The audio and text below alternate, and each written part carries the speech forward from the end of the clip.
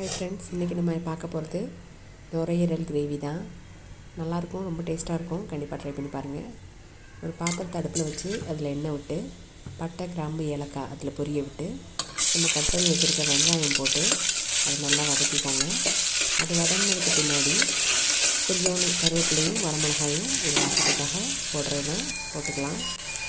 அது போட்டதுக்கு பின்னாடி இதுக்கு மல்லி, புதினா அந்த மாதிரிலாம் எதுவும் தேவையில்லை. கருவேப்பிலை, வரமிளகா தான் கண்டிப்பாக போடணும். அதை வதக்கினதுக்கு பின்னாடி நம்ம கட் பண்ணி வச்சுருக்க தக்காளி பழம், அந்த தக்காளி பழத்தையும் போட்டு எப்போவும் போல் மசிகிற மாதிரி நல்லா வதக்கி விட்டதுக்கு பின்னாடி இந்த கிரேவிக்கு தேவையான அளவு இஞ்சி பூண்டு ஒரு 2 ஸ்பூன் அளவு இஞ்சி பூண்டும் போட்டு அதையும் நல்லா வதக்கிக்கோங்க. இஞ்சி பூண்டு வதங்கினதுக்கு பின்னாடி நம்ம ஆல்ரெடி கழுவி க்ளீன் பண்ணி வச்சுருக்கோம் நுரையீரல், அதை அப்படியே எடுத்து இதில் போட்டு 2 பரட்டு அப்படி பரட்டி விட்டு, எப்போவுமே நான்வெஜ் போட்டுட்டு அது கொஞ்சம் தண்ணி விட்டு வேகிற அளவுக்கு கொஞ்சம் ஃப்ரீயாக அதை ஒரு 2 நிமிஷம் விட்டுறணும். அப்போ அதோட தண்ணி விட்டு அது கொஞ்சம் வேகும். அதனால் எப்போவுமே அந்த மாதிரி ஃபாலோ பண்ணிக்கோங்க. அது தண்ணி விட்டு வெந்ததுக்கு பின்னாடி அதை திறந்து பார்க்கலாம். பார்த்தீங்களா, தண்ணி விட்டு அப்படியே வந்து நம்ம எந்த தண்ணியுமே ஊற்றலை.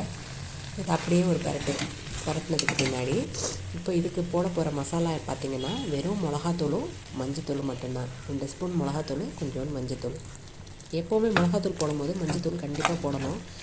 ஏன் அப்படின்னு கேட்டால், மிளகாத்தூளோடைய அந்த எஃபெக்டை வந்து மஞ்சள் வந்து அந்த வயிற்றில் புண்ணு வராமல் பாதுகாக்கவும் ஆன்டிபயோட்டிக்காகவும் தான். நம்ம சாப்பாட்டில் எதுவும் கிருமி இருந்தாலும் அந்த மஞ்சள் அதை இதாக்கிடும், போக்கிடும்.